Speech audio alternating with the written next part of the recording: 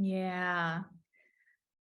Oh, so we are just still in conversation around everything that came up in the workshop, feedback we've received, celebrations we've received, and Tamsin and I just can't stop.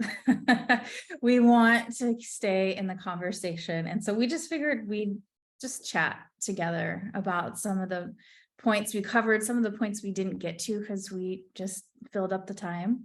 And we'll just see where we go. Maybe we know some things here, maybe we don't know some things. And my intention is just to humbly approach this conversation and hope maybe something helpful comes out of it. Yes, I love the word humbly. Yeah, I feel like I can bring what I've got to the table. There's plenty that I don't know, but there's also plenty that I've discovered and really want to share, specifically around what we kind of call this new paradigm of leadership, an embodied relationship to each other, to money, to our businesses. I mean, these are big conversations, and we're at a very particular moment in time as well with what's going on in the world. So let's just keep the conversation going. There's so much nuance to this stuff, but I think we both have valuable things to share. So yeah, let's do it. Yeah, I mean, the reality is we could have a conversation about this every week until the end of time. And we found that in the workshop that there was just so much we wanted to give. So here's more. Where should we start? I was going to ask you that. So one of my favorite questions ever, and curiosities around somatic work, particularly now that I'm just so fascinated about relationship with business and money. It's kind of started with like, how can I actually have relationships with other humans? And then it's moved into, what are those relationships like with business and money? The journey of wanting things to be big and fast and cathartic and like to have these huge light bulbs or tears or something to help me know that things are shifting, and just how different, in my experience, and I know you can obviously talk to this as well, just how different real, true, for want of a better word, healing, somatic healing the experience has actually been for me. So I would love to talk about that, because I feel like it's a journey and it's a complex one. And this whole, we can say doing less, feeling more, we can say slowing down, all of these things. And then when we actually experience it in the work, it's a different thing. A lot of different things can come up. So I would love to start there. That sounds great. And this really hopefully will support the question around how do we really move out of survival patterns and into this space of sustainable nourishment, where we can be in relationship to our businesses and in our relationships from feeling secure, feeling regulated, feeling supported, and able to let that in, to take up the nourishment from that. Yeah. And you named it. You said so much can come up in the work when we slow down. And it's not as easy as saying slow down. Like, those people don't need this work. They're already slow. They're already like in their piece. A lot for me specifically comes up around slowing down, like terror. That's a survival pattern, that if I'm not performing, if I'm not achieving, if I'm not hitting X number, which then becomes X number, X number, X number, X number of clients, money, whatever programs I'm offering, that I will not be loved. I will not be safe. I might not belong in my industry. It hits all of the core survival pieces. And so just saying slow down doesn't work. We have got to be able to like have little tastes of it. And when we have those tastes of it's slow and I'm safe it's slow, and I'm okay. Can I let this be okay? I'm resting and I'm safe. Can we have 30 seconds of that? 5 minutes, 5 hours, 5 days, while staying present. That's the key, is we are able to be present enough where we're here, we're receiving the experience and connected to some sense of ease, pleasure, flow, something that's not in those survival categories, right? Yes. And then we stitch those moments together, right? 5 minutes becomes 5 hours. 10 different experiences of 5 hours stitched together to something bigger, and then bigger and bigger. I know for me, I spent 99% of my time in panic and grief around just failing at everything, life, relationships, work, money, all of it, my entire 20s and most of my 30s. And so it really did take a willingness of, I'm going to try this boring thing because I would go and have these amazing big cathartic breathwork experiences, but that only hits the surface. It's just moving energy around. When we're willing to actually touch in to those deeper places of panic and terror, we have to move slow. It's tender, it's vulnerable, and it brings up so much. Yeah. And as you're speaking, this, to think about those moments of presence and pleasure and ease stitched together, to me, this is the definition of success, is actually being able to be present in my life. And I would like to say, no matter what the bank balance is, while also recognizing the very real bills that need to be paid, and just reality, but to actually be able to stay present with myself while external circumstances may not be exactly what I want them to be, to me feels like I'm the most successful person in the world. Yeah. Truly. And actually that's the basis for being able to receive all the other great stuff. Like, I just bought myself a fabulous dress as a reward. I've hit my income goals. It's Christmas time. I've wanted a red silky dress for so long, and to actually allow myself to buy it. I know that how bougie this is. To allow myself to buy it and experience the feeling of it on my skin, and to be admired by my partner. It just like, oh yes, this is it, to be present with that sensual experience. And that can really only come, I never experienced it rushing from retreat to breathwork session to, I don't know, tantra thing, whatever it might be, where I thought they've got the answer and I can go and find something there. And maybe I do have this really incredible experience in the moment, but it doesn't last. And to embrace truly, I talk about this a lot now, this understanding of, people say to me, oh, I don't really know what you mean when you say you had a chaotic childhood and now things being stable can feel kind of boring. Like, oh, I didn't really have a chaotic childhood. I never would have thought that I had a chaotic childhood. I thought that was just normal to feel the way that I felt, until I started to experience moments of more calm, stability, presence. And it did feel phenomenally boring. I mean, which I rejected throughout my entire 20s. It was just an absolute no. I embrace boring now.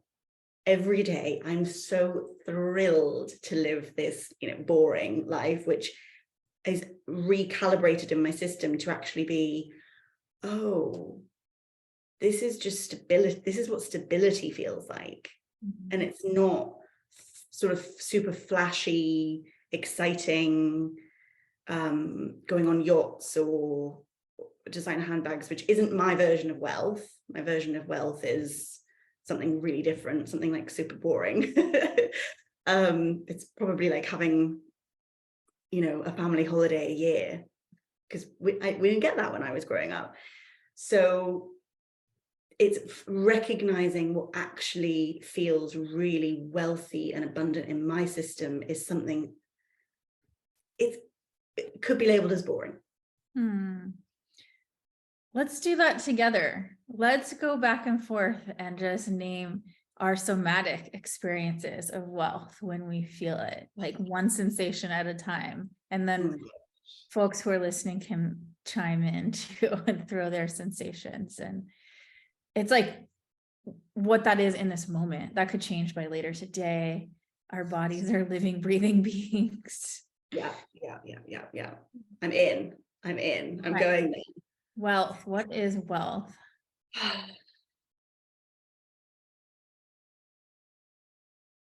A steady beating heart and warmth throughout my entire body. And this, I can just notice my voice feeling or sounding. There's a rhythm that feels comforting. I can keep going, but maybe I'll pass it to you, Shelby. I'm going deep into what wealth feels like in this moment. I want to stay here. Yeah. And I'll also just say for folks that are listening, it might do the opposite for you. You like feel one thing and then something's not comfortable with having that. It's like, oh. So whatever your experience is, totally welcome. For me, wealth is just like free and easy breathing, where my whole rib cage, front and back of body and belly are just able to, you know, rest on the exhale, easy inhale, it's steady. Mind is pretty quiet.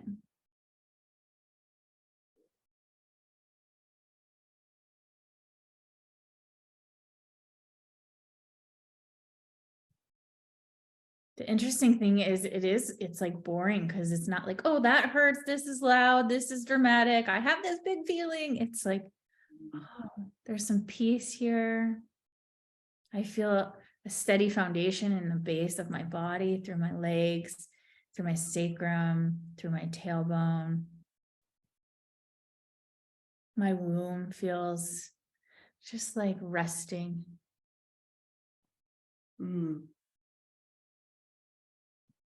Yeah. A lot of like feeling held. Held. Yeah. Which I feel like we have lost so much of when we are on screens all the time and not connected. Like there's no place that I feel more held. I don't know about you, but when I'm connected to the earth, it's the ultimate holding, the ultimate place of abundance and enoughness. I always love, there's this, I can't remember who shared this story, but this idea of tribes who go out into the jungle every day to find fresh food. They never have to store any food. There's no refrigerators or cupboards to store the food because they know the jungle will provide every single day. It always has, always will. Yeah, that's some trust. Yeah, until the humans come along and, you know, with our strange ways of trying to accelerate things can disrupt the ecosystem, and then there isn't enough. That is reality as well. But yeah, to have that is the place that I go when I'm feeling lack and scarcity. It's like, oh, I can go to the sea and the sand and reconnect with that feeling again. It sounds a little sort of hippy dippy, but it's just the truth in my body. Yeah, me too. I'm often face down on the earth. Face down. Oh yeah, that's the best way for me to ground. Just like beach towel out, face down, sun beating down, but I'll do it in the snow too. Okay, nice.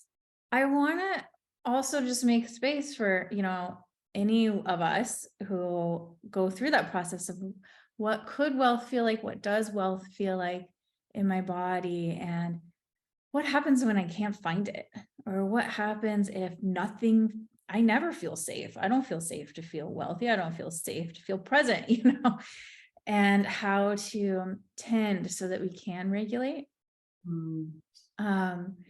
And one way that I like to do that, there's a billion ways to do that, is just very simple, hand to heart, of you could use Gay Hendricks' phrase, I love myself for feeling uneasy. I love myself for feeling scared, and really feel the hand to the heart if possible. Notice the connection and the warmth there, or the heart to the hand. If it's hard to feel your body, noticing something in the environment that brings even just a little bit of peace, because that can bring us in the present moment. It's like, can I make space? Can I find a part of me that can care about this tension, this discomfort, this uneasiness, and then bring it into the body, right? Sometimes we have to start in the mind because it can be hard to be in the body, especially if we've experienced a lot of trauma. And so it's like, okay, when I can find that place, where do I locate that place that can care? Does that place live in my womb, or the energy of my womb, or my feet, or the back of my body? Does it live in imagining all my ancestors standing behind me? And then how does that feel in my breath and body? Yes. I love the simplicity of all of these pieces. I'm a huge fan of these tiny tools that take a minute or less, that can be incorporated throughout the entire day. And I also really like understanding, like, why are we doing these things? Why is it really calming to our nervous systems to slowly look around our room? Like, it's like, what is that actually doing for our nervous system, so that they know, oh, I'm actually right here, because we kind of hear these things like, oh, breathing, and it's like, oh, whatever, cold showers, all these things. And even though I really don't like having to explain, I'm just like, it works, just do it. On the other side, I want to know exactly why I'm doing it and have an explanation for it. And one that I heard, and maybe you have some other motivation that helps you with the orienting in particular, but when we're really slowly looking around, specifically kind of these bigger back and forths, it's signaling to our, very mammalian beings that there's not really a threat around right now, because if there is, we would be darting like this. I'm like, okay, I'm back on the savannah. I'm gazing around. There's not actually anything about to eat me right now. Okay, it just brings that little moment into my system that's like, I'm safe. And it's the moment I kind of get that, or that, when we stretch our neck and hold, allow this to be exposed, again, there must be some level of safety here, because we don't think somebody's gonna get us in the neck where we could instantly die, which sounds just so like, what are you talking about? I'm trying to run my business and get my money together. But when I remember I'm an animal, and this way of living right now is not, it's a blink of an eye. And actually, when I connect with that more natural world and recognize that our number one drive is to survive. Yeah. You mentioned it in the workshop, it's not to be happy. Yeah. And, trauma is about our body's responses to an actual threatened event or a perceived threatened event. And we are not designed to be running from tigers 24 hours a day, 7 days a week. Our sympathetic nervous system is designed to go, on and then come off. But many of us have lived in perceived or real threat based on any number of circumstances, emotionally, physically, ongoing or not. And some of our systems have gotten stuck on thinking that we need to do X, Y, and Z all of the time in order to have love, safety, and belonging, to really simplify it.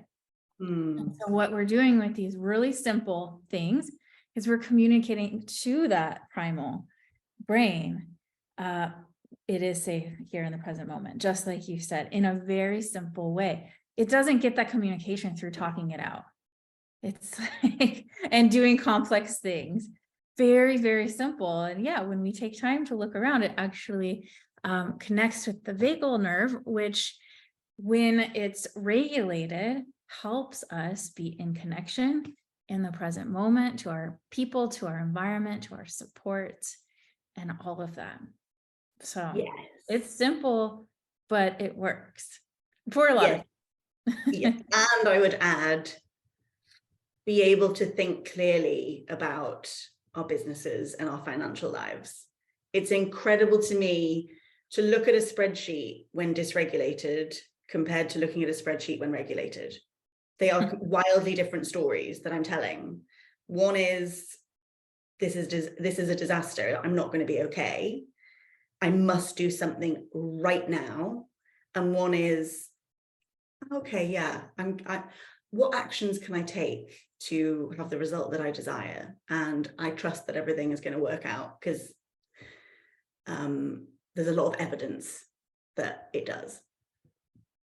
Yeah. I want to circle back to something you said about, looking at the bank account and what can come up there. And something that I really appreciated learning several years ago, which actually I think is really part of where my business launched.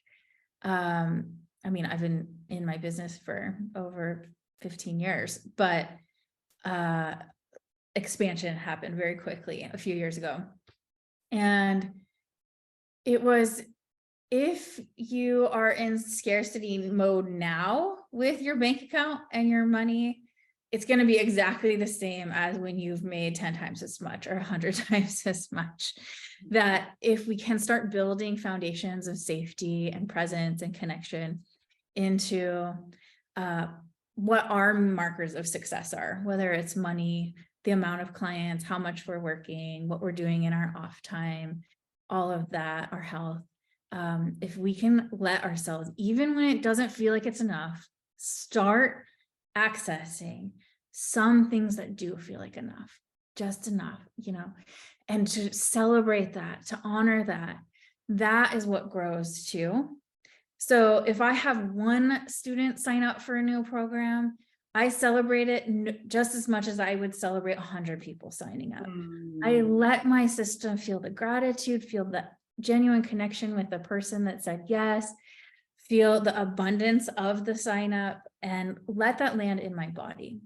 What's it like to be with one person and that I'm so committed to this and I'm so grateful, and that has to land in my body. Like I can do it mindset, but if I'm doing it in my mindset, but my body is like, I don't feel safe, I don't believe it, I don't think so, nobody ever signs up, this is just, I'm gonna have to cancel it, whatever.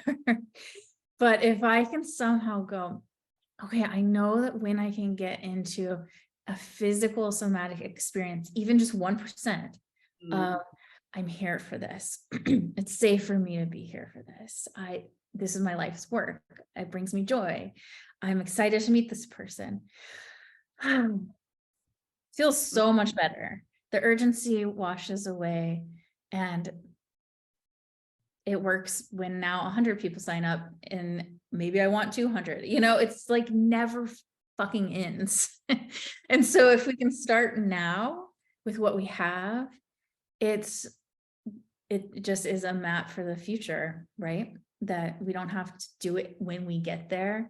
When it happens, then I'll work on that. It's like, no, we can enjoy that now. And that is hard in my experience. That's hard. Yeah. Celebrating, letting it in, allowing a bit of opening when the story has been the exact opposite for however many decades. I love that you say 1%. Like 100%. incredible. 99% of me might be feeling resentful, pissed off, doubting my marketing strategies, sure that what I'm offering is not as good as so-and-so, and might not find the right people, or maybe I charge too much, maybe I charge too little, and I'll just spin for years if I let myself. Yeah. And so, especially with a traumatized nervous system, we have to really be open to being aware of what else could be here, right? Access to 1% of curiosity, 1% of compassion or care. Yes. And for that, I feel like one of the most practical pieces for me, and I've seen it for my clients as well, is can we clear away all the stuff that you think you should be doing, the 20 different marketing tactics, the 5 different offers, the 7 different audiences, all of that stuff, which can be really challenging, but can we create some space so we can actually appreciate, oh, you got 1 follower, wow, incredible, you got an amazing DM from somebody saying they really loved your work, wow, before the paying clients have even come in the door, or the 10K months or whatever it is that we're working towards have appeared. And I feel like that practice, the celebration practice, I will just go on about forever, because you and I practice it every week. I practice it every day in my journal. And it grows and grows and grows and grows and grows. And now sometimes I spend our entire session just celebrating. Yeah. Oh, everything I'm doing is working, everything's going to be okay, which is fantastic when I can spend multiple days exactly the same. It must be my marketing, it must be that, oh, actually everything is working, to switch from I must be doing something wrong, I am wrong, to it's all working. Yes, there are tweaks we can make, whatever, and I'm okay. These are radically different businesses. And how much nicer is it to get to show up to work every day when we're not in the, when I get there, then I will X, Y, and Z. It's like, oh, no, I'm dancing with my business now in a way that feels really loving. And some days it's 1%, and some days it's more, for me these days, it's a lot more. But yeah. Because you stitched together, presumably, the moments and built them. Yeah. And I feel like I'm a year, let's say, into really letting regulation be in, and presence infuse in every single part of the business. I might have had it in one area of my life or one part of my day or whatever, but to allow it to truly be in every single area. And I know we wanted to touch on a bit more about how we actually bring that into something like looking at our finances, or the bank account, or the spreadsheets, or the money date, or whatever, which we touched on.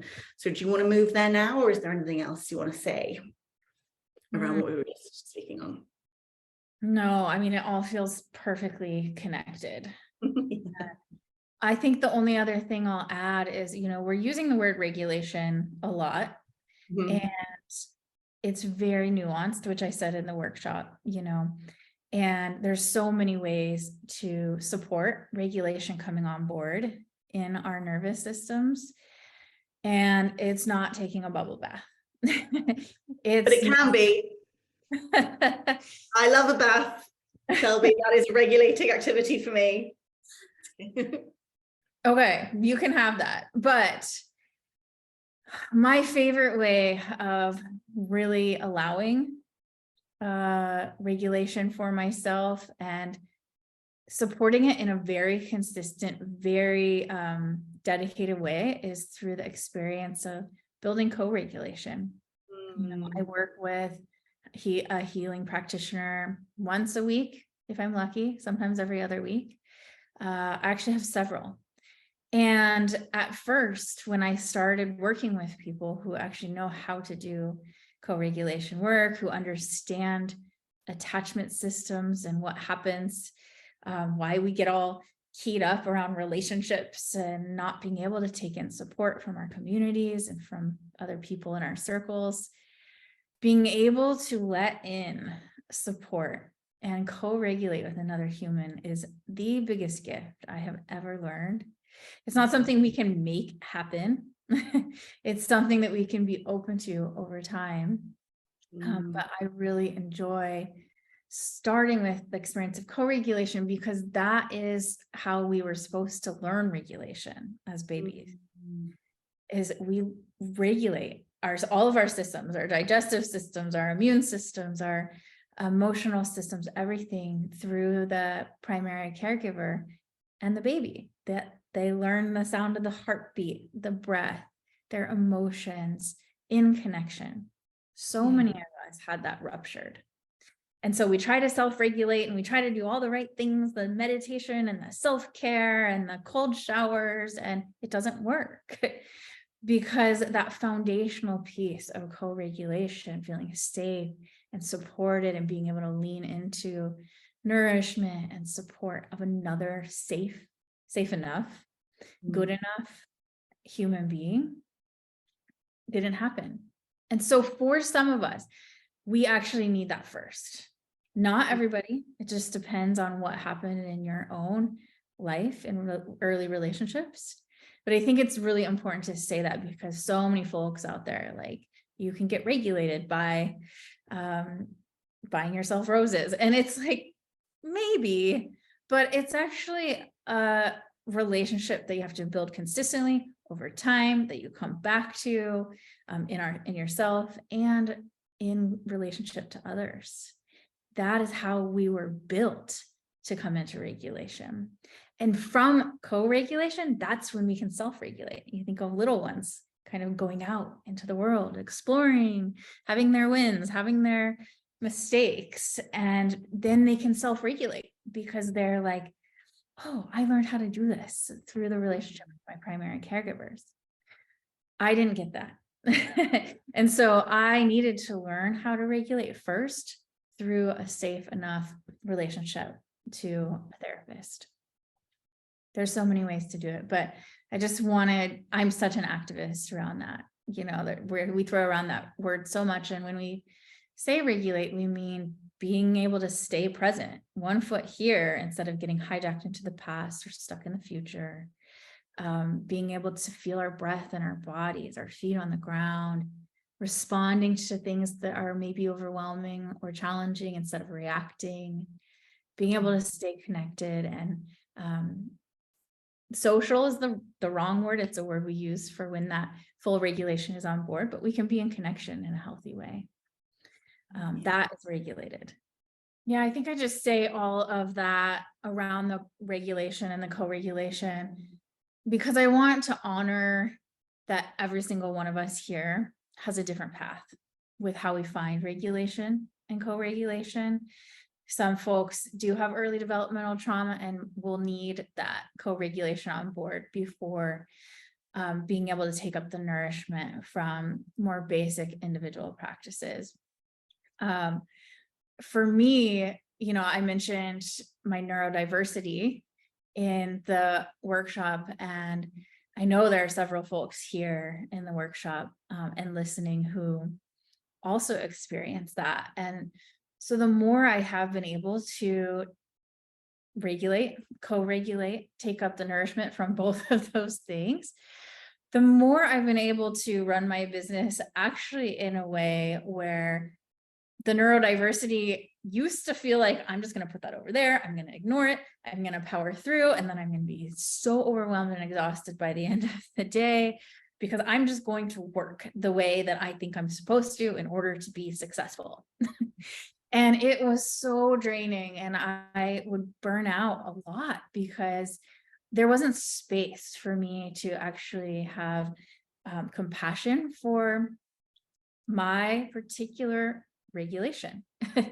That means for me, I have a lot of symptoms around ADHD, a lot of things that look like being on the spectrum. I have a lot of high sensitivity and high empathy. And so when I'm living in this patriarchal capitalistic paradigm, trying to perform, see X number of clients, make this much money in this kind of way, not moving my body, and structure my business like this with this mindset, like you can see it in my body. It's like there's so much stress and so much tension. I am masking who I am. And I am not doing business from a place of who I am and how I be, which is much slower. I need to be able to be regulated in a way where I'm listening so well that I say that's enough for today, or regulated enough to be like, it would be so fun to work on 7 projects today. Let's do it, But if I'm not regulated, I fall into those old patterns of, I'm going to name my program what I think everyone else should do. I'm going to do everything different than if I was to sit down in my system and just breathe, allow some movement, feel my resilience, feel my own wisdom. Everything is different. I take a week off or 2 a month. I work in a certain very structured way so that there's a lot of space for flow and creativity outside of that structure. I get to rest a lot to take care of that high sensitivity. And I really crash hard when I let the ADHD mind do what is very fun, but I have to have so much awareness to be able to hold that with care and compassion, almost like a really good parent would with a kid that needs some containment, but also a lot of space to express and be. That leads us into the conversation around, capitalist and patriarchal productivity and performance and leadership. And I could get on my soapbox all day about that and how that hasn't worked for me, my nervous system, or complex post-traumatic stress disorder, and being neurodiverse. But I'd love to hear what you've got to say about that. Yes. Oh, I love everything that you just shared. Thanks for all of those pieces and that reminder. It certainly takes some time. I was never in the corporate world, but I feel like I got the corporate conditioning anyway. The sit at the desk and work conditioning. And it's taken quite a number of years to unwind it and find, still I'm not there, find rhythms that really serve me and allow myself to be really indulgent in the way that I spend my time doing what it does feel wildly indulgent to spend your days doing what you want to do, which is insane. I saw a hilarious meme the other day that was like, humans could have been picking berries and swimming in the river naked, but instead we chose to this other route and kind of forgot what was available to us, which I thought was funny.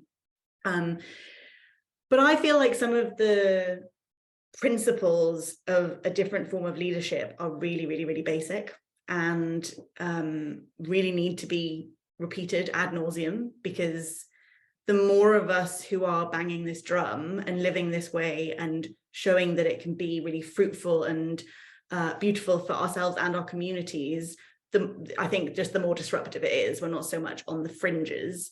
And some of those things are like, number one, we have bodies. We live in bodies, and they have needs, and there are emotions, and we need rest. And I mean, it's so basic, but for a lot of the kind of whatever capitalist, patriarchal, whatever you want to call it, systems, that is ignored. Mm-hmm. Whether it's your menstrual cycle or illness, I mean, people are still back to work when what we have learned nothing from this virus. There's still this, I can't call in sick, I have to show up and do the thing. Still that mentality in a lot of workplaces. And we get to do things, or we get to start to rebel a little bit against some of those rules. and expand what we can do for that. So nourishing the body, like actually listening to the body and what's going on, number one, that has huge implications for the way that we work and how much we need. Listening to our own inner authority and voice, rather than, I was certainly raised in, you listen to God, you listen to father, you listen to male boss, CEO, headmaster. You listen to those people, they know. If they're white and they're male, they know. Don't listen to this and what's going on in here. Outsource to somebody else. So unwinding all of that and creating the spaciousness and the time. And again, like, I just feel like the thing that runs through this entire conversation in this work is it takes time. Be where you are right now. It's a journey that's unfolding, and we're all in different places and we've all come from different experiences. But how do we start? For me, it was the womb. I mean, it really was. Like, it had to start. A lot of my trauma was sexual, and so womb work was where I had to really begin to tap in to what's going on here. Like, what's my body telling me? What's that voice wanting to say to me? And from there, that's, everybody's different. That won't be for everybody, of course, but that was where I started to understand, oh, okay, I have a root voice that wants to be heard. And when I listen to my cycle and I work with my cycle, I can hear that voice more and more and more. So that's another really important tenet. What else do I want to say? Your own version of success. This is huge. If you don't care about 10K months, don't be going for 10K months. If your version of success is working 1 day a week and spending the rest of the time on your art practice, go with that. We can make that work. If it's caring for your kids and actually your business is just something on the side, amazing, we can make that work. But you get to tune into what your version of success actually is, and not what everybody else is telling you. And again, I guess that's connected to your own inner authority. If it's not home ownership and marriage and kids, great. Like, that's, it can be whatever you want it to be. And I guess the final thing I'll just say on embodied leadership, new paradigm, is tell, like, speak your truth. Like, really, truth is really it's like one of the most important pieces that I teach in anything around messaging. It's like, what is the truest thing that you can say? We get so concerned with saying the right thing, and I fall into this trap all the time. What's the truest thing? Because that's got a resonance that will cut through all the rest. There's so many other things that I could say, but these are some of the kind of fundamentals that actually, the more of us that are talking about empathy and embodiment and inner authority and collaboration and all of these kinds of pieces over scarcity and productivity and competition and all of those pieces, which is very widespread, I think the better. These conversations, I think, are really, really important. Yeah. The capitalist patriarchal paradigm, I just want to be clear, for me, that it's not about hating men. Like, patriarchy impacts all of us, every gender. And so we're talking about a system that has created oppression for folks with less privilege.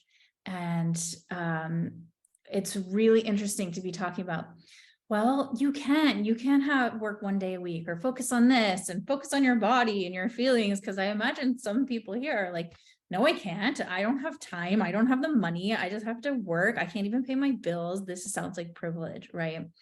And so the patriarchal structure in place is designed exactly to keep people in power who are in power, and to keep everyone else disempowered. And so we are moving towards, we have to look at this as like, let's move towards this together, instead of like, okay, go ahead and just, let's just focus on emotions and ease and working one day a week, it's like, okay, yeah, that might not be what's happening right now, but can we give those voices space? Can we give our bodies a little more space? Can we give care to the emotions and feelings that are here? This is how we start taking our power back, because we have been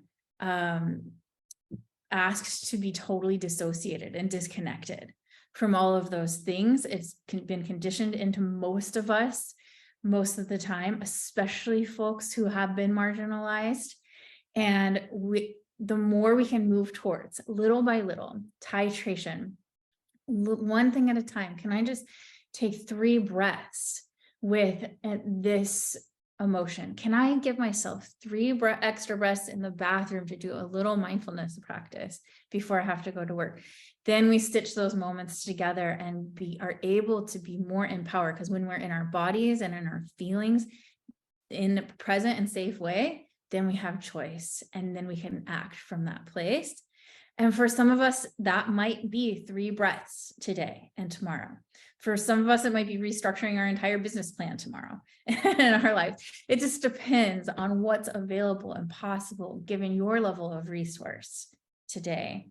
And for us, it's about not complying with those patriarchal capitalistic paradigms, because they're built to keep us out of power, right? And to me, the ultimate power is being in here with compassion and presence and resource and connected to community. And it's so important. And we can do that. We have choice around that. You know, I teach for caregivers up in an organization up in Seattle every week. And they're historically one of the most underprivileged populations in the United States. And even a 6-week mindfulness course where their homework is to practice 5 minutes a day, maybe even 3 days a week if they can. By the end of those 6 weeks, all of them are like, I had no idea I could be kind to myself.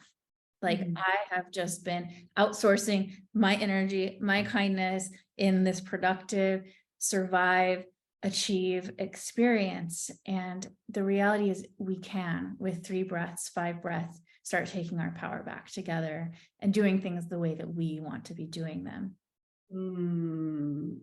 Love that. And I really want to mention, I feel like one of the most important people talking about this right now, which just really has blown open my thinking so much, is the nap ministry. There's a book that's just come out that is talk about community. She specifically does not use the word self-care, it's community care. So I think that's some of the just most kind of radical and important work around this, because I can really only speak from my experience. You can only speak from your experience. We exist in different countries where there are all sorts of different structures in place, and we come at things from slightly different places. And I just really want to own the fact that this conversation is really, really nuanced. It's complicated. There aren't any easy answers. I'm glad to be part of the conversation while also not thinking that I know it all, or I certainly have plenty to learn, and I'm still unpicking and unraveling so much around all of this, and it's ongoing. I think it'll be ongoing for the rest of my life. So I just really want to I feel like it's important to say that yeah, I have my current thoughts around all of this, and they're evolving all the time. Me too, for sure. It's been such a journey in my own path around success and money specifically.